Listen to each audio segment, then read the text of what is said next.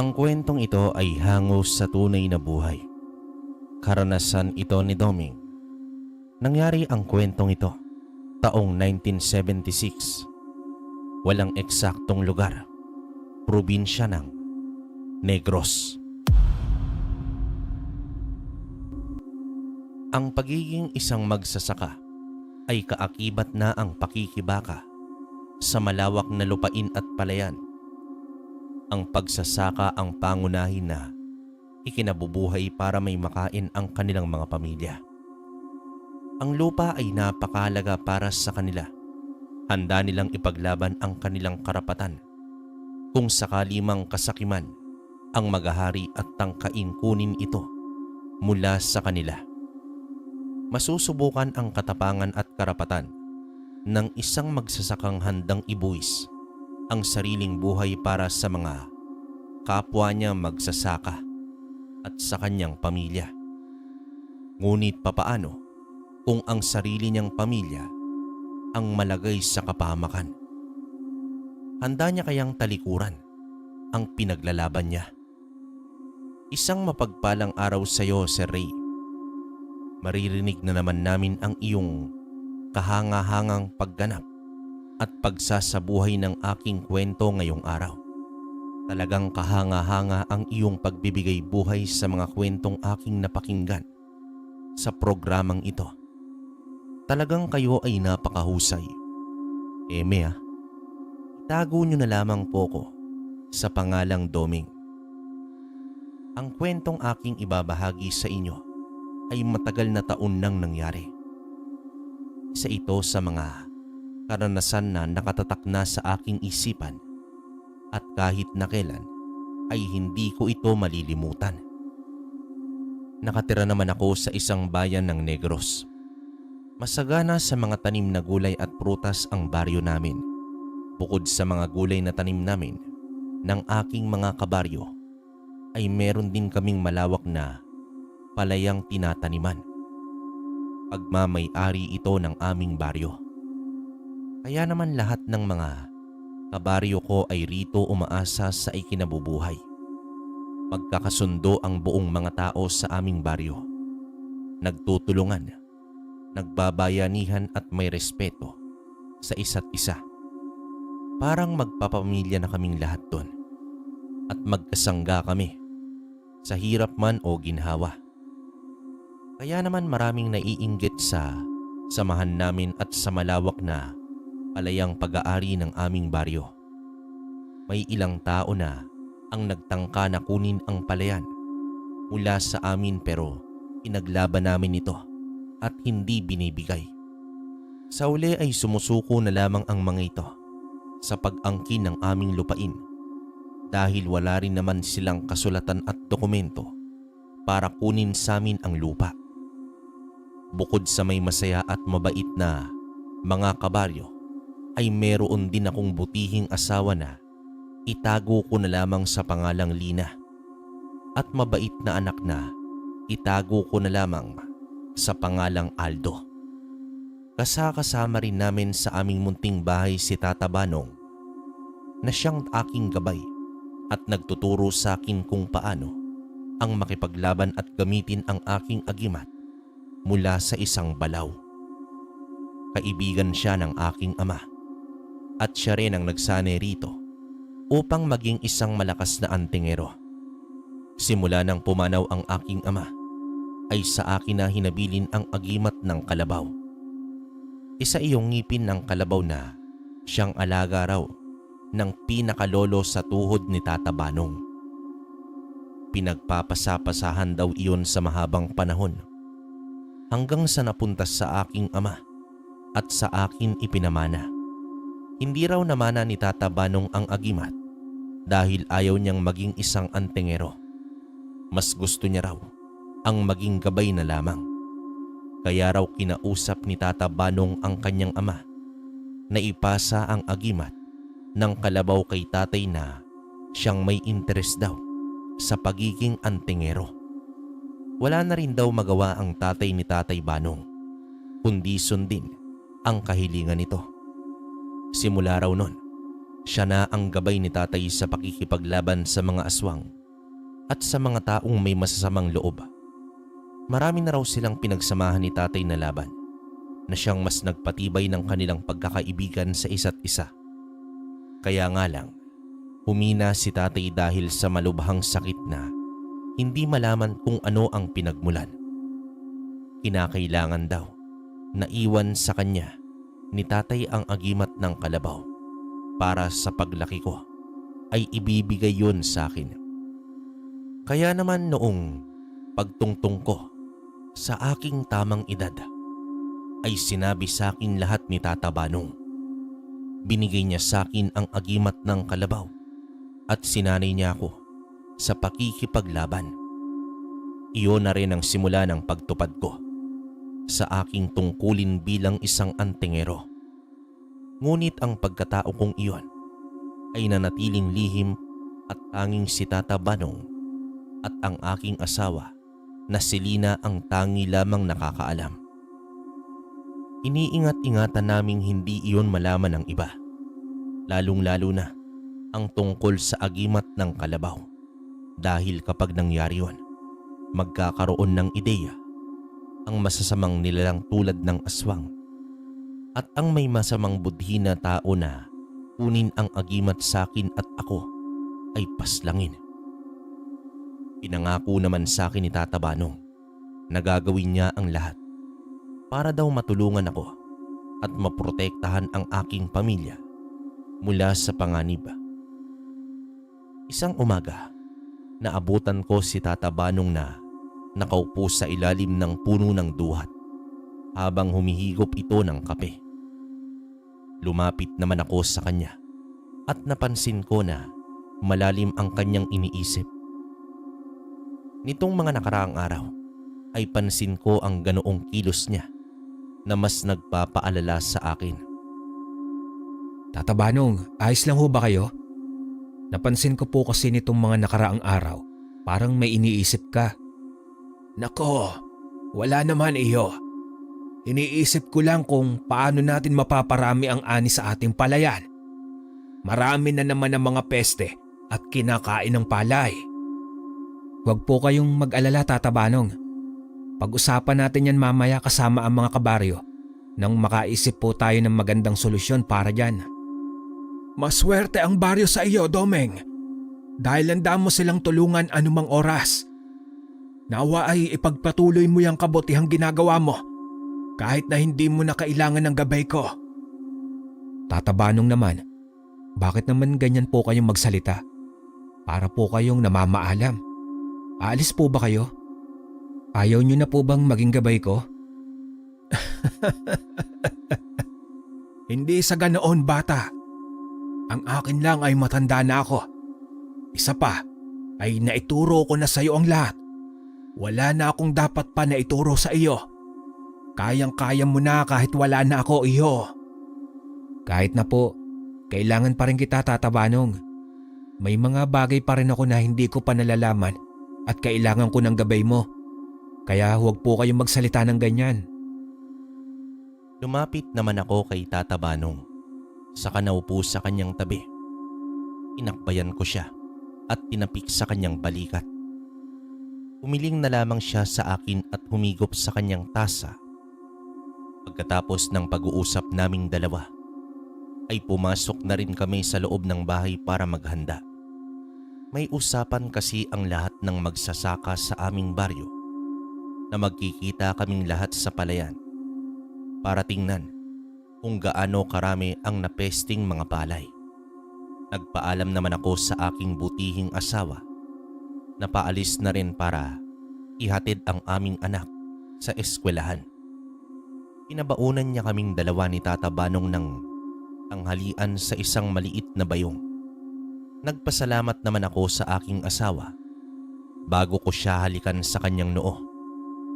Bumaling naman ako sa aking anak na si Aldo bago ko ito sinabihan na mag-aral ng mabuti. Binalingan ko ang aking asawang si Lina at sinabihan ko siyang mag-iingat silang dalawa ni Aldo patungong eskwelahan. Tumango naman siya at ngumiti pa sa akin. Dito nagpaalam na rin ako sa kanila para umalis na kaming dalawa ni Tata Banong. Agad naman kaming tumungo sa palayan ni Tata Banong.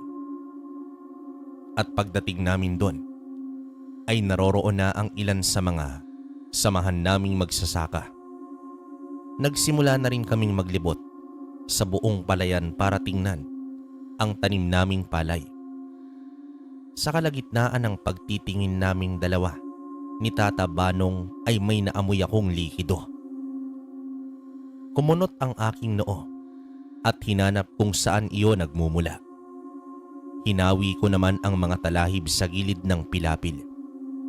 Agad naman akong napamura ng malutong nang makita ko ang gaas na naroon sa may damuhan. Base naman sa aking pag-oobserba, sa gas na yon ay bago lamang iyong lagay roon. Tinawag ko naman si Tata Banong at pinasuri ko sa kanya ang aking nakita. Inamoy rin namin yung dalawa. Kumuha naman ako ng siga at dinakot ang likido gamit ang dahon. Pagkasiga ko sa dahon na may gaas, ay lumiyab ang apoy na yon. Pambihira, Domeng. Mukhang may gustong sunugin ang palayan natin. Sa hinuha ko ay sila rin ang may kagagawan kung bakit dumadami ang mga peste sa ating palayan. Kaya nga po, Tata Banong, ang ipinagtataka ko lang ay kung sino ang may posibleng gumawa nito sa palayan natin. May duda ka po ba na galing ito sa ating mga kasamahan o sa ating baryo? Hindi. Imposible na kasamahan natin ang may gawa nito. Isipin mo, kung gagawin niya iyon, siya lang din ang mawawalan ng hanap buhay. Pare-pareho tayong maghihirap. Ang ibig mo pong sabihin, Tata Banong, posibleng sa labas ng ating baryo ang may kagagawan po nito? Yan ang hindi ko pa masasabi sa ngayon, Iyo. Kutob ko lamang iyon. Pero hindi ako sigurado kung totoo dahil hindi naman natin nakita kung sino ang may gawa. Kung ganoon po ay kinakailangan kong manmanan mamayang gabi kung sino ang nasa likod nito. Mabuti pa nga na iyon ang gawin natin, Domeng. Magsama tayo ng ibang mga kasamaan natin para may kasama tayo sa pagtuklas ng katotohanan. Pumayag naman ako sa payong yon ni Tata Banong. Sinabihan namin ang ilan sa mga kasama namin ang tungkol sa gas na aming nakita sa may talahiban. Maging sila ay nagtataka na rin kung sino ang may kagagawan nun sa aming palayan. Nagplano naman kami para sa gagawin namin mamayang gabi. Balak namin na magtago sa mga talahiban at manmanan kung sino man ang tao na nasa likod para isabotahe ang palayan namin.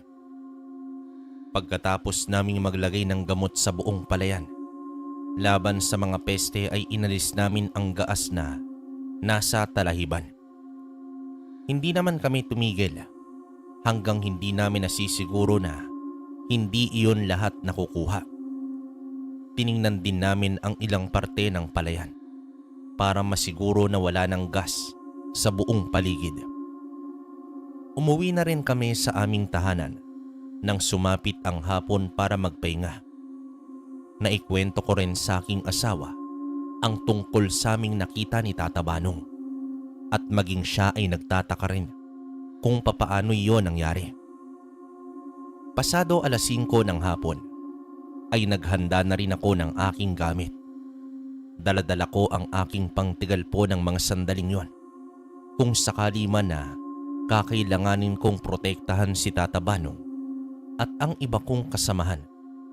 Kahit na may agimat ako ng kalabaw at may kakayahan akong sumuntok at sumipa ng malakas, kakailanganin ko pa rin kung sakaling maging komplikado ang sitwasyon.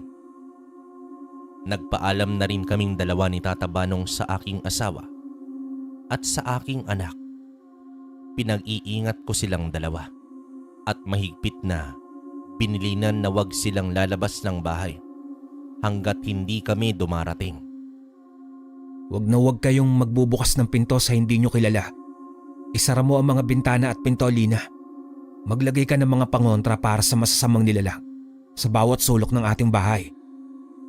Tumango naman si Lina sa bilin kong yon. Bago kami tuluyang umalis na dalawa ni Tata Banong.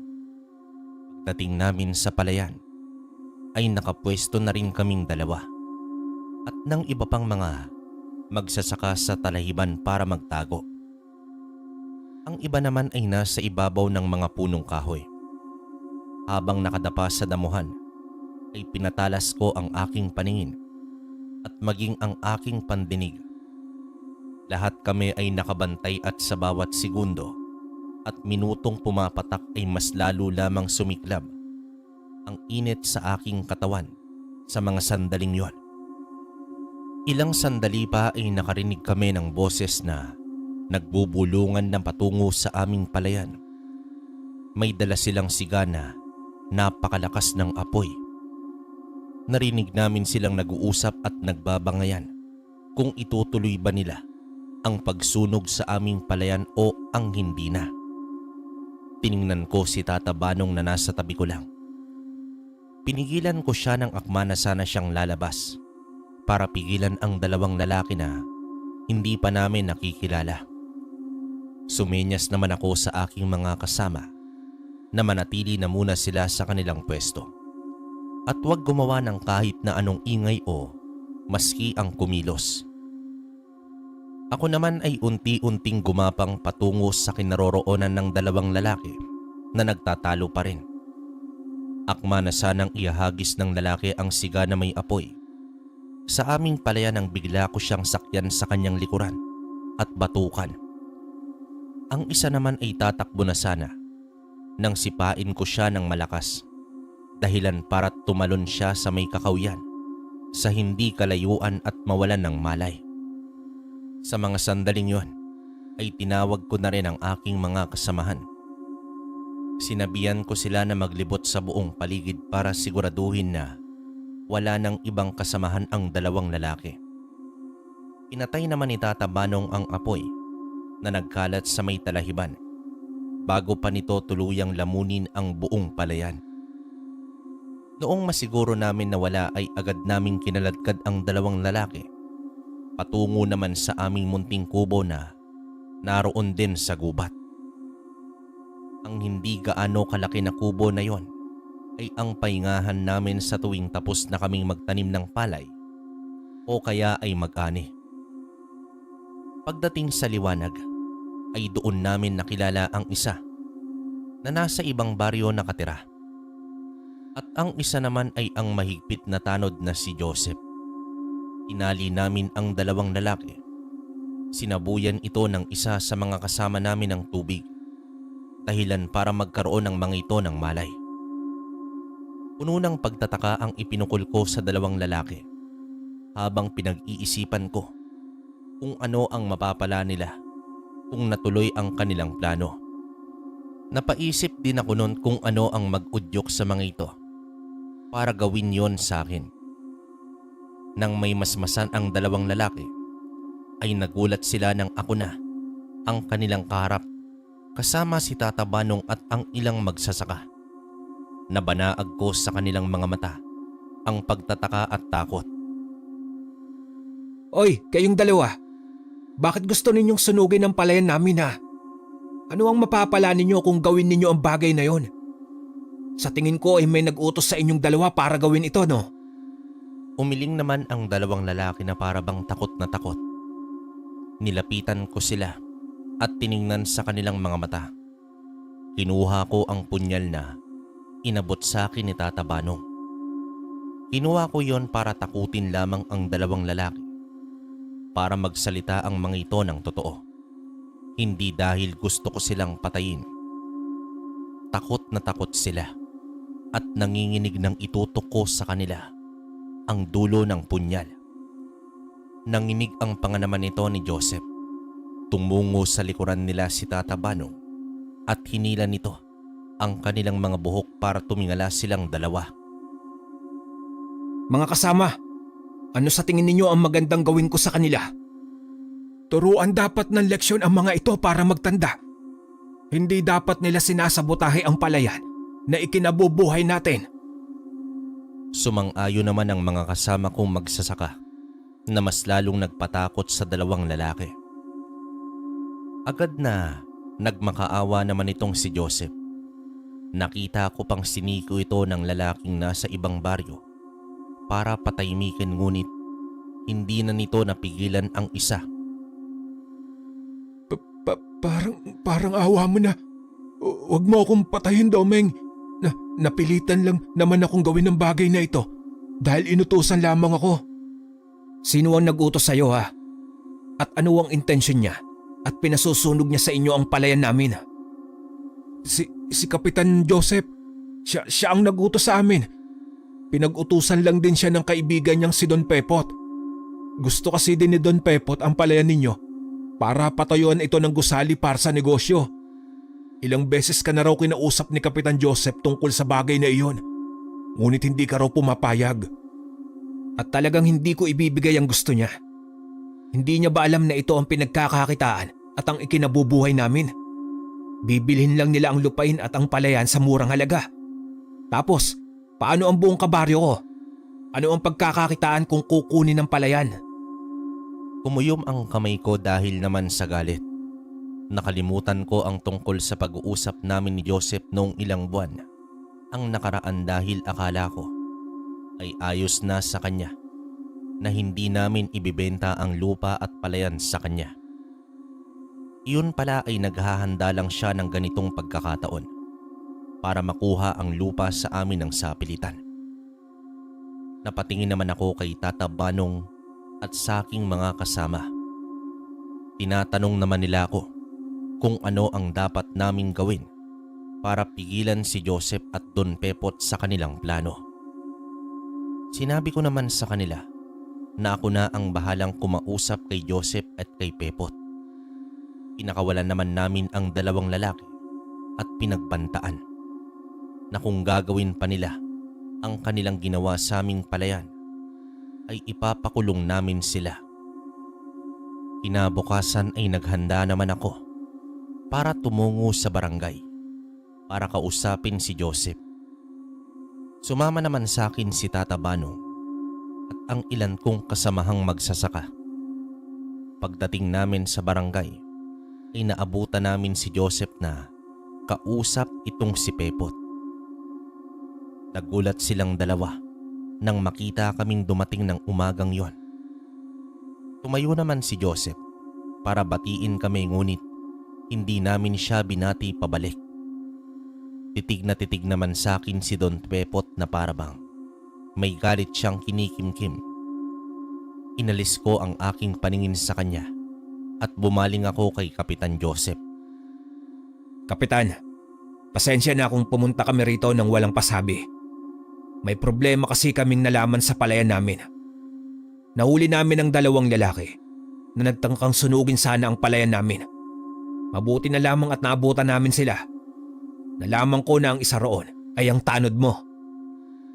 Sigurado ka ba sa sinasabi mo, Domeng? Ano naman ang kinalaman ng tanod ko sa pagtangkang sunugin ang palayan ninyo? Kung may kinalaman man dyan ang tanod ng nayon, wala akong kinalaman dyan. Bakit, Kapitan? Hanggang ngayon ba ay itatanggi mo ang pag-utos sa kanila? Huwag ka nang tumanggi pa, Kapitan. Nasabi na ng mga inutusan mo sa akin ang plano ninyo ni Don Pepot. Kaya ba siya naririto ngayon? Para tanungin ka kung tagumpay ang plano ninyo? Anong pinagsasasabi mo, Domeng? Masama ang mambintang na walang ebidensya. Paano mo mapapatunayan na ako nga at si Don Pepot ang nag-utos sa dalawang lalaki na yon? Wala man akong ebidensya, pero marami akong testigo. Kasama na ang mga lalaking inutusan mo. Gulat na gulat si Joseph nang makita niya ang dalawang lalaki na nahuli namin kagabi na dumating ng mga sandaling yon. Galit na bumaling siya sa dalawa at sinigawan ang mga ito. Tinakot niya na wag magsalita pero hindi niya yon pinahalata sa amin. Tumayo naman ako at lumapit sa dalawang lalaki at inakbayan sila sa kanilang mga balikat. Pinisil ko sila ng mariin sa kanilang buto. Narinig ko silang napadaing. Naramdaman ko rin ang panginginig nila. Pasensya na, Kapitan. Pero mas pipiliin namin ang magsabi ng katotohanan.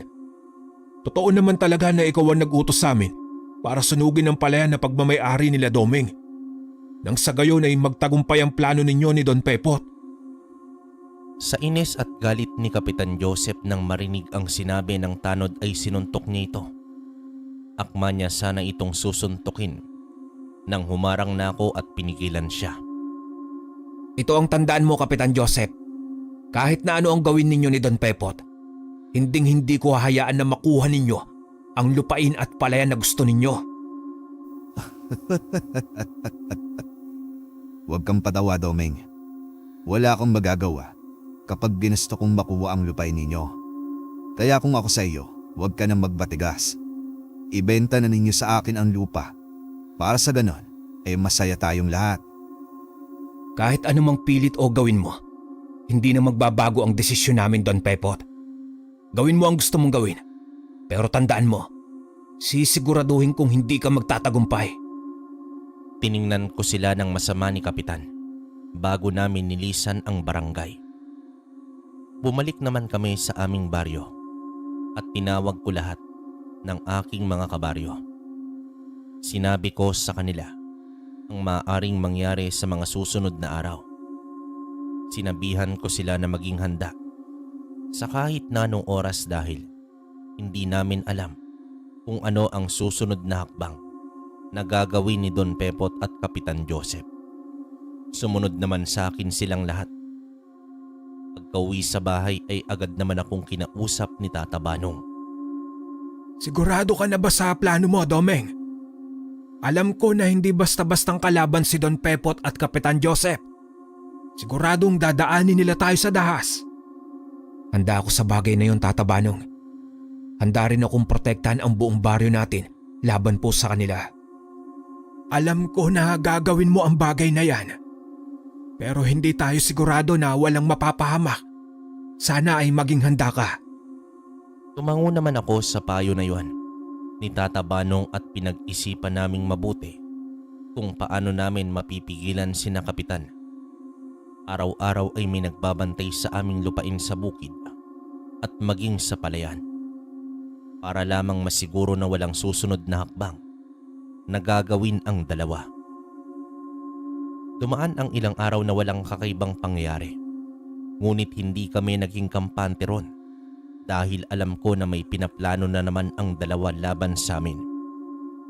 Isang hapon, nagulat na lamang ako nang dumating sa aking tahanan ang isa sa mga kasamahan naming magsasaka. Hingal na hingal ito at tinatawag ako. Lumabas ako ng bahay at hinarap ko ang lalaki. Ganoon na lamang ang gulat ko nang makita siya na puro pasa. Sinabi niya naman sa akin na may kalalakihan daw na tumungo sa aming palayan at isa-isa silang binugbog. Tinawag ko si Tata Banong at sinabihan siyang bantayan ang aking mag-ina at tutungo lamang ako sa palayan. Sumunod naman si Tata Banong sa akin at sinabihan akong mag-iingat. Tumungo ako noon sa bukid at nakita ko ang 10 kalalakihan na binubugbog ang mga kasamahan kong magsasaka. Ang ibang mga kabaryo ko ay nanlalaban at pinipigilan ang mga kalalakihan na makalapit sa aming palayan. Noon ay nakita ko si Don Pepot na nakapamewang sa kabilang pilapil at nanonood sa buong pangyayari. Bumubuga pa siya ng tabako na parabang nasisihan ito sa kanyang nakikita. Kumuyom ang aking kamay at galit na sinugod ito.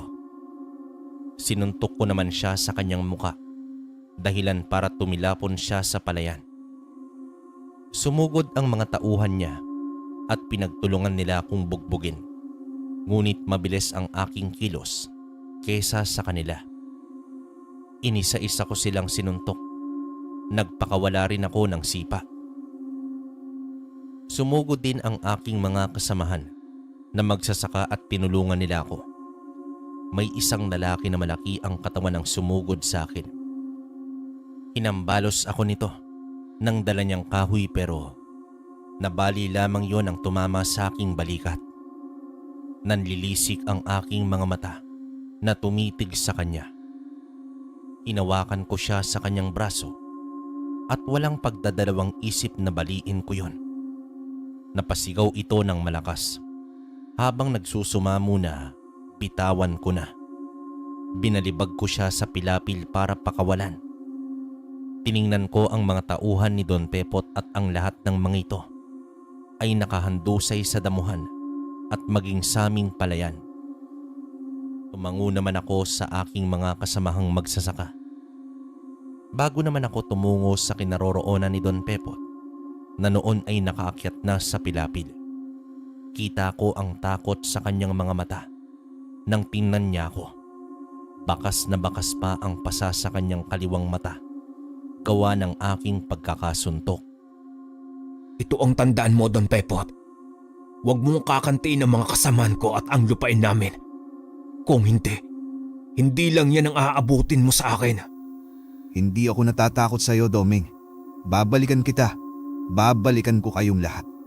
Pagsisisihan ninyo ang ginawa niyong ito sa akin. Magsisisi kayo. Sige lang, Don Pepot. Dadaanin mo kami sa dahas. Dahas din ang ibabalik ko sa iyo. Galit na galit siyang tumingin sa akin habang nakakuyom ang kanyang dalawang kamay. Malakas niyang tinawag ang kanyang mga tauhan. Isang mabangis na tingin ang ibinigay niya sa akin bago niya nilisan ang aming lupain kasama ang kanyang mga tauhan. Noong nakalayo na sila, ay saka ko na lamang binalingan ang mga kasamahan kong magsasaka. Ang ilan sa kanila ay nabugbog ng sobra at ang ilan naman ay konti lang ang galos na natamo. Nagtungo kami sa kubo para gamutin ang kanilang mga pasa at sugat. Sa mga sandaling yon, hindi maiwasan ng mga kasama ko ang mag-alala para sa aming kapakanan ng lahat. Gustuhin man nilang lumaban ngunit wala raw silang magagawa oras na gumawa na ng karumal-dumal si Don Pepot. Tanging tabak lamang daw ang kanilang panlaban sa lalaki at wala yung laban kung gagamit ng baril ang mga tauhan nito. Napaisip naman ako ng mga sandaling yon sa sinabi ng aking kabaryo. Maging ako ay nag-alala para sa kanilang lahat. Sinabihan ko ang aking mga kasama nun na umuwi na sila sa kanila at wag na munang tutungo sa bukid. Sinabi ko sa kanila na ako na ang bahalang gumawa ng paraan kung papaano ko pipigilan ang dalawa sa kanilang masamang balak. Umuwi naman ako sa amin at sinabi ko sa aking asawa at kay Tata Banong ang buong nangyari. Maging sila ay nag-alala sa magiging resulta ng paglaban namin kay Don Pepot. Huwag kang mag-alala, Domeng. Hindi ka pababayaan ng iyong agimat. Poprotektahan ka nito. Gawin natin ang lahat para hindi madamay ang mga kabaryo. Nais kong labanan si Don Pepot at Kapitan Joseph, Tata Banong. Ngunit nag-aalala ako sa maaari nilang gawin. Baka malingat lamang ako at madamay ang buong baryo. Kailangan nating ipagbigay alam ito sa munisipyo bukas. Kung dadaanin nila tayo sa dahas, ay mas mabuti nang may laban tayo. Tumango naman ako sa sinabing yun ni Tata Banong. Mas mainam ang kanyang naisip dahil sigurado na may laban kami oras na may mangyaring masama. Sa kalagitnaan ng aking pagpapahinga ng gabing yon, ay bigla na lamang akong nakarinig ng munting kaluskos sa labas ng aming tahanan. Naramdaman ko ang pag-iinit ng aking agimat. Napatingin ako kay Tata Banong na noon ay nakatitig din sa akin. Tinanguan ko naman ito. Tiningnan ko ang aking asawa na si Lina at ang aking anak na si Aldo. Huwag kayong hihiwalay kay Tata Banong. Manatili kayo sa tabi niya. Mukhang may hindi tayo inaasahang bisita. Ako na ang bahala sa mag-ina mo, Domeng. Tawagin mo lang ako kapag kailangan mo ng tulong. Sige po, Tata Banong. Maraming salamat. Tumayo naman ako mula sa aking pagkakaupo at kinuha ko noon ang tigalpo na nakasabit sa dingding. Kinuha ko rin ang maliit na punyal at isinabit ko yun sa aking bewang. Binilinan ko pa muna sila Tata Banong na isara ang mga bintana at pinto kapag nakalabas na ako. Pagdating ko sa labas ng aming tahanan ay hindi ko inaasahan ang sumalubong sa akin. Si Don Pepot ay naroon sa labas at may mga kasama siyang 5 kalalakihan. Nakangisi ito habang may mapupulang mga nanlilisik na mata. Napangiti naman ako dahil hindi ako nagkamali sa aking hinala. Tama nga ang pag-iinit ng aking agimat sa tuwing karap ko ito. Tama nga ako. Isa kang aswang, Don Pepot. Kaya pala ang lakas ng loob mo para takutin ako at ang aking mga kasama.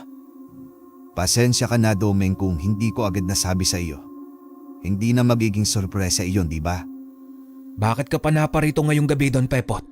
Ano ang sadya mo? Papatayin mo ba ako? Parang ganoon na nga. Pero alam ko na hindi iyon magiging madali. Dahil ramdam ko na may kakaibang enerhiyang nagmumula sa iyo. Alam ko na may tangan ka. At napatunayan ko iyon kaninang hapon nang suntukin mo po ng malakas. Ang ordinaryong tao ay hindi ganoong palakas sumuntok at sumipa. Kung ganoon ay alam na pala natin ang lihim ng isa't isa. Pero hindi ko pa rin ibibigay sa iyo ang lupa, Don Pepot. Alam ko naman iyon, Domeng. Kaya nga ako naririto ngayong gabi para bigyan ka ng babala at nang makapag-isip ka rin ng masinsinan. Hindi ko na kailangan na mag-isip pa, Don Pepot. Hindi na magbabago ang isip ko. Sige, tignan natin.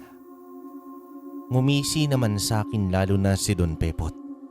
Nanlilisik ang kanyang mga matang nakatitig sa akin.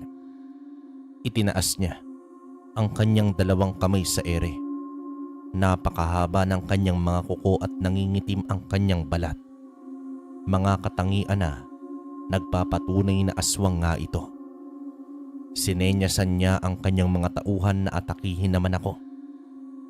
Hindi ko alam kung ano ang kanyang gagawin sa lupain namin at gustong gusto niya yung makuha. Wala rin akong nabalitaan sa aking mga kabaryo. Ang tanging nalalaman lamang namin ay gusto itong pagawaan ng gusali ni Dong Pepot para sa negosyo nito. Ngunit sa mga sandaling yon, na alam ko na isa siyang aswang, malabong negosyo ang kanyang ipatatayo. Dito mabilis na kumilos ang kanyang mga kampon na aswang at sinugod nila ako ng sabay-sabay. Tiningnan ko si Don Pepot at bigla na lamang siyang naglaho na parang bula sa kadiliman. Hindi ko siya masundan sapagkat nakapalibot sa akin ang 5 aswang na tauhan niya. Sa tuwing kikilos ako ay saka naman sila susugod. Humugot naman ako ng lakas at pinagsisipa ko sila sa kanilang katawan at muka. Subalit sinusubukan pa rin nilang bumangon at labanan ako ng sabay-sabay. Nagpakawala sila ng suntok at sipa pero nasasalag ko naman yun. Kinalmot ako ng isa at ibinaon naman ng isa ang kanyang mahabang kuko sa aking braso. Inata ko ang isang lalaki at malakas ko siyang binalibag patungo sa may kakawyan. Ang isa naman ay sinipa ko sa binti at binali ang kanyang leeg.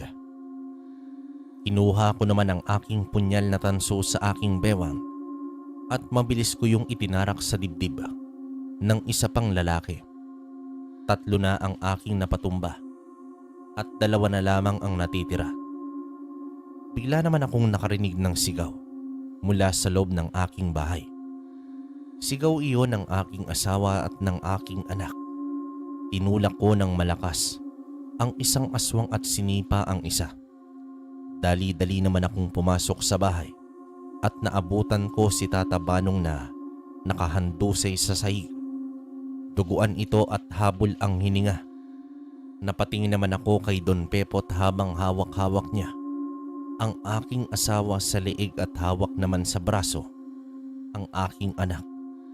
Ngumisi ito sa akin, sa kanya ako tinaasan ng kilay. Tumumo ka sa aking pamamahay, Domeng. Kung gusto mo pang mabawi ang mag-ina mo, dalhin mo ang dokumento ng lupain ninyo. Kung hindi ay, papatayin ko silang 2. Ano ba ang mas pipiliin mo, Domeng? Hayop ka, Don Pepot. Bitiwan mo ang mag-ina ko. Harapin mo ako. Huwag kang duwag. Huwag ka rin magtatago sa likuran ng mga taong sa tingin mo ay kaya mo. Hindi ko makukuha ang gusto ko kung hindi ko gagamitin ang utak ko, Domeng. Pasensya ka na. Ito ang alam kong paraan para mapasa kamay ko ang lupain at ang palayan ninyo. Hindi mo na kailangan pang idamay ang mag-ina ko.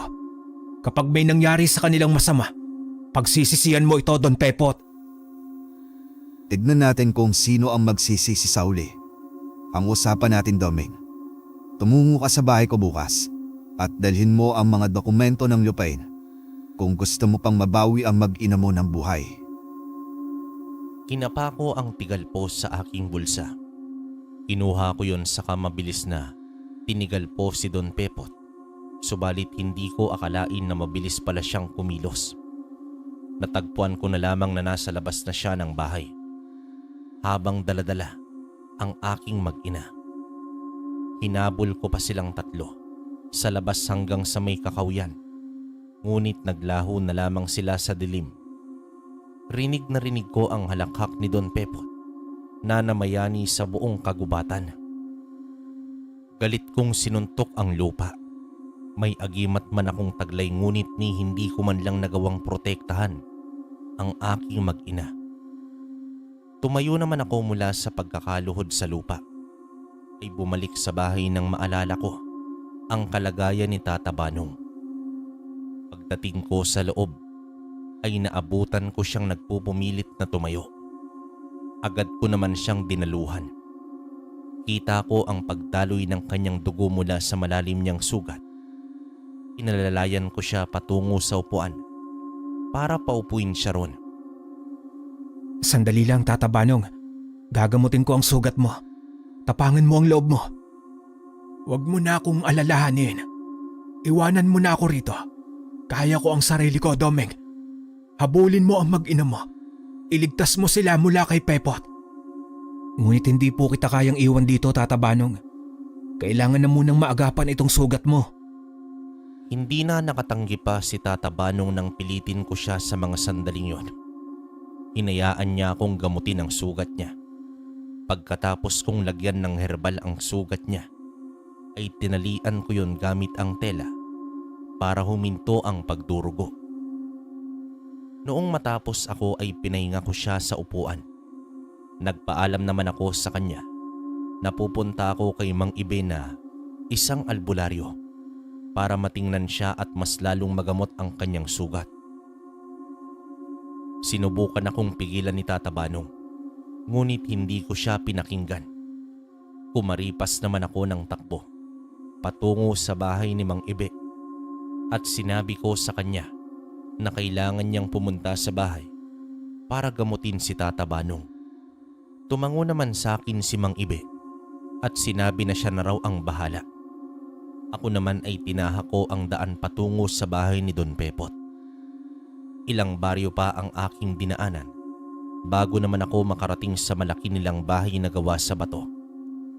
Agad akong nagkubli sa isang puno nang mapansin ko ang ilan mga bantay sa labas ng tarangkahan. Nasa 5 ang mga bantay sa labas. Tahimik naman akong umakyat ng puno para masilip ko ang loob ng bahay nito. Hinahanap ng aking mga mata kung saan nila dinala ang aking asawa na si Lina at ang aking anak. Nakita ko silang nakatali sa isang upuan sa sala ng bahay ni Don Pepot. Kinuha ko ang tigalpo sa aking bulsa at isa-isa kong tinira ang 5 lalaki na nagbabantay sa labas. Bumaba naman ako ng puno at agad na pumasok sa loob ng tarangkahan. Akala ko ay konti lamang ang mga tauhan nito, pero may 10 pang mga bantay sa loob. Tahimik naman akong kumilos. Dahan-dahan akong lumakad patungo sa isang bantay na lalaki at mabilis ko siyang hinambalos ng aking braso sa kanyang batok. Nawalan ito ng malay. Inila ko ang katawan nito at ikinubli sa malagong halaman na naroon. Sinugod ko naman ang isa na nagbabantay sa hagdan. Ang iba ay ginamitan ko ng tigalpo. Nagkubli naman agad ako sa ilalim ng hagdan nang lumabas itong si Don Pepot kasama si Joseph at ang mga tanod nito. Narinig ko ang usapan nilang dalawa ng mga sandaling yon. Siguradong pupuntahan ni Domeng ang mag-ina niya rito sa pamamahay ko, Kapitan. At kapag nangyari iyon, ay mapapasa akin na rin ang lupain nila. Mas lalawak pa ang aking koneksyon sa iba't ibang bayan. Oras na maipatayo ko ang aking negosyo na naisip. Sa paraang iyon, mapapanatili ko ang aking lakas at lahi. Huwag kang mag-alala Don Pepot. Ipapadala ko ang ilang tanod para maprotektahan ka nila labang kay Domeng. Kaya pala ang lakas ng loob ng isang yon dahil pala may agimat siya. Hayaan mo, Kapitan. Dahil kaibigan kita at tinutulungan mo akong magtagumpay sa negosyo ko. Kapag natalo na namin si Domeng, sisiguraduhin kong ibibigay ko sa iyo ang kanyang agimat. Magagamit mo ito sa iyong sariling interes. Lalakas ka at katataputan ng lahat. Aasahan ko yan Don Pepot. Mauuna na ako. Ang usapan natin bukas. Ipapadala ko rito ang ibang mga tanod. Tumango naman si Don Pepot kay Joseph. Humakbang naman patungong tarangkahan ito kasama ang 3 nitong tanod. Sa mga sandaling yon ay mukhang wala siyang kaalam-alam na isa palang aswang si Don Pepot. Hinintay ko munang makaalis itong si Joseph at ang 3 nitong kasamang tanod bago ko inisa-isang tigalpuhin ang mga tauhan ni Don Pepot. Gulat na gulat siya kung papaano iyon nangyari. Umuyom ang kanyang kamay at sinigaw niya ang aking pangalan. Siya na lamang ang natitira ng mga sandaling yon. Wala na siyang ibang kasama na mga tauhan niya dahil naubos ko na ang mga ito na patumbahin. Luminga-linga sa paligid si Don Pepot habang pinagmamatyagan niya kung nasaan ako. Kaso nasa ilalim lamang ako ng hagdan ng kanyang mansyon dahil hindi niya iisipin na naroon ako. Lumabas ka, Domeng.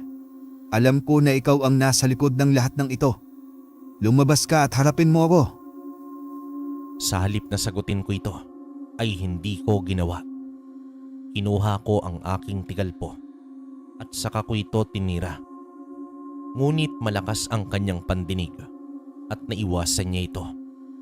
Napamura naman ako nang makita niya ako ng mga sandaling yon. Nanlilisik ang mga mata niyang nakatitig sa akin. Agad siyang lumukso ng mabilis sa aking kinaroroonan at hinampas niya gamit ang kanyang kamay ang hagdanan kung saan ako. Napayuko ako nang abutin niya akong kalmutin. Hinugot ko ang aking punyal sa bewang at mabilis na tumakbo sa malawak niyang bakuran. Galit na galit siyang humarap sa akin na parabang naisahan ko ito. Tinaasan ko siya ng kilay, saka sinenyasan na lumapit ito sa akin. Pasensya ka na Don Pepot. Hindi ko maibibigay ang gusto mo. Narito ako para bawiin ang aking mag-ina at ampaslangin ka.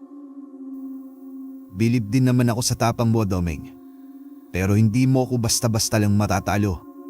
Hindi ko hahayaan na mangyari ang paagay na yon. Mabilis na kumilos si Don Pepot patungo sa kinatatayuan ko. Isang malakas na suntok ang ibinigay niya sa akin. Sa bilis ng kilos niya, ay hindi ko man lang namalayan ang pagsugod nito.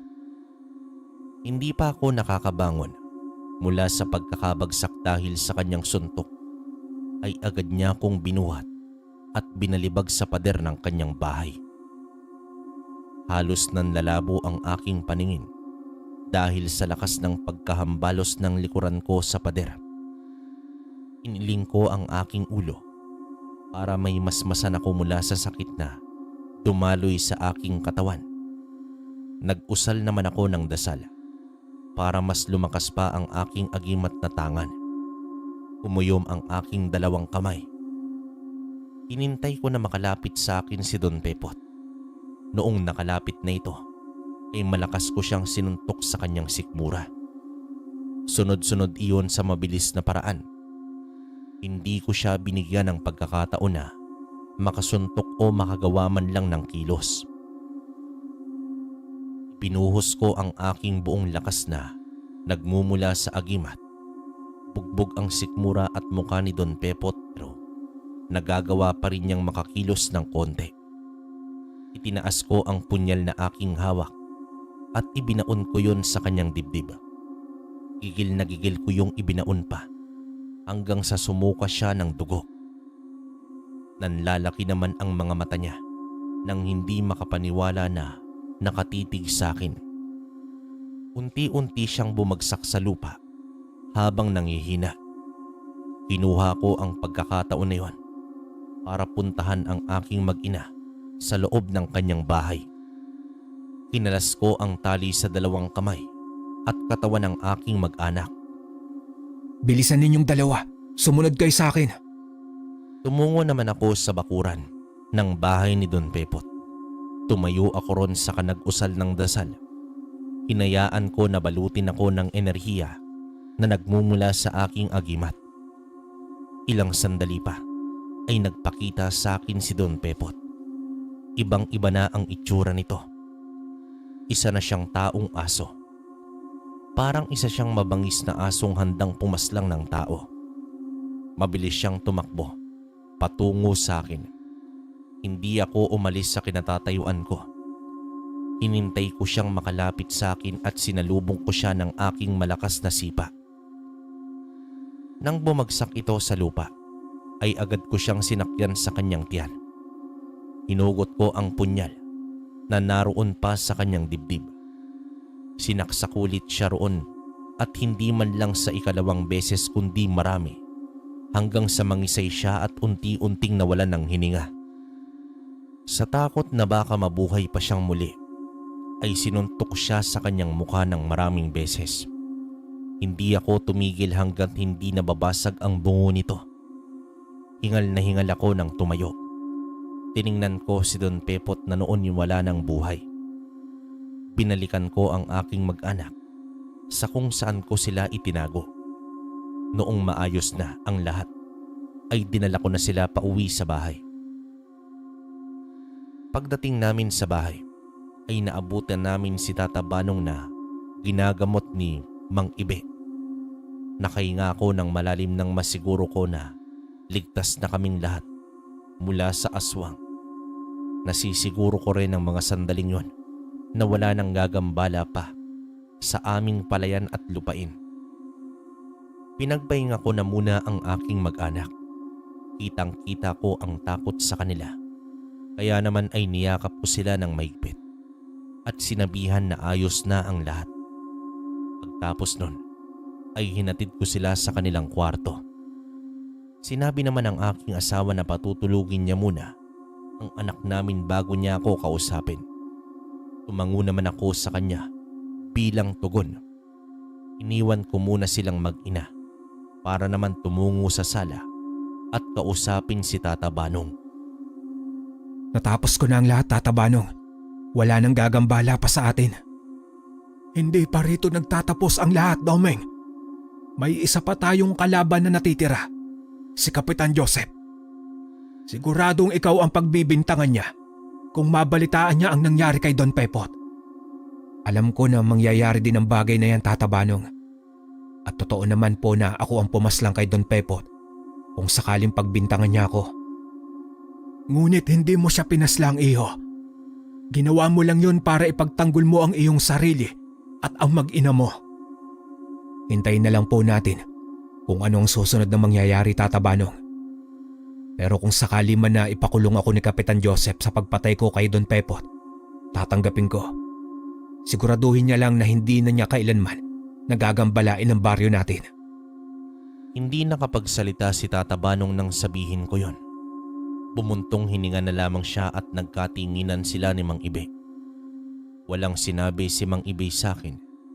Noon ay alam ko na alam niya kung ano ang pagkatao ni Don Pepot at ang pagkatao ko. Isa siyang albularyo, kaya hindi na yon bago pa sa kanya. Nang umalis na si Mang Ibe, ay bumaling naman ako kay Tata Banong. Puno ng pag-aalala ang mga mata niya na nakatitig sa akin. Tinapik ko siya sa kanyang balikat at saka ko naman siya nginitian. Kinabukasan ay balita na sa buong nayon ang nangyari kay Don Pepot. Nangunguna si Kapitan sa pagbigay ng lamay sa pagkamatay ng Don. Labis naman ang tuwa ng aking kabaryo dahil sa wakas daw ay wala nang gagambala sa amin para kunin ang aming lupa na sinasakahan. Masaya naman ako sa kanila dahil kahit papaano ay naprotektahan ko sila laban sa aswang at sakim na si Don Pepot. Pagkalipas ng ilang araw, matapos ilibing si Don Pepot ay tumungo naman sa aking bahay si Kapitan kasama ang 5 tanod ng aming nayon. Sumama ka sa akin, Domeng. Kinakailangan lang kitang tanungin tungkol sa pagkamatay ni Don Pepot. Sige, kung iyon ang nararapat, Kapitan Joseph. Tiningnan niya ako ng masama at tinaasan ng kilay. Sumunod nga ako sa kanila patungong barangay. Pagdating ko ron ay naroon ang 4 na pulis. Dinala nila ako sa loob at tinanong ng ilang katanungan. Hindi ko naman ipinagkaila ang aking pagpatay kay Don Pepot. Pinatawan ako ng kaso na homicide kahit na napatunayan na ginawa ko lamang ang pagpatay dito dahil sa pagligtas ko sa aking mag-ina at sa aking sarili. Ilang beses kong pinaglaban ang aking karapatan, ngunit mahigpit ang batas at kinakailangan kong pagbayaran ang aking pagpatay dahil walang sino man ang naniwala sa akin na isang aswang itong si Don Pepot. Ngunit alam ko sa mga sandaling yon ay naniniwala ako sa aking sarili na tama lamang ang aking ginawa. Nabalitaan ko rin noon habang nasa loob ako ng kulungan na naalis na sa pwesto itong si Joseph dahil sa mga hindi kaaya-aya niyang mga ginagawa bukod sa pagseserbisyo sa aming nayon. Nakulong ako sa mahabang panahon at nabigyan naman ng parol. Nagpapasalamat ako dahil sa kabila ng karanasan kong yon ay nabigyan pa rin ako ng pag-asa na makalaya at makasama ang aking pamilya kahit sa kahuli-hulihang pagkakataon. Sa ngayon ay bumabawi na ako sa aking nag-iisang anak na si Aldo at sa aking mga apo. Hindi ko na naabutan ang aking asawang si Lina at maging si Tata Banong. Pero mananatili sila sa puso ko kahit ilang taon pa ang lumipas. Dito ko na rin tatapusin ang kwento ko, kalakbay. Maraming salamat kung mababasa mo ito. Wakas. Okay, so hindi na muna magbibigay ng opinyon sa kwento natin ngayon. Gusto ko lang sabihin na baka magkaroon na tayo ng daily upload dito sa Kwentong Kalakbay. Tapos sa mga may gusto ng gamit, i-PM nyo ulit ako doon sa natin, sa Facebook page natin, Kwentong Baryo Official. Yun lang. Hintay natin na maging ayos yung Shopee natin para may lalagay ko yung link. Tapos pwede nyo pa rin akong i-chat kung may tanong kayo. Tapos yung mga pending natin, baka this week, yan, ma-release na natin lahat yun. So, yun, hanggang dito na lang muna mga kalakbay. Hanggang sa susunod na kwento. Maraming salamat.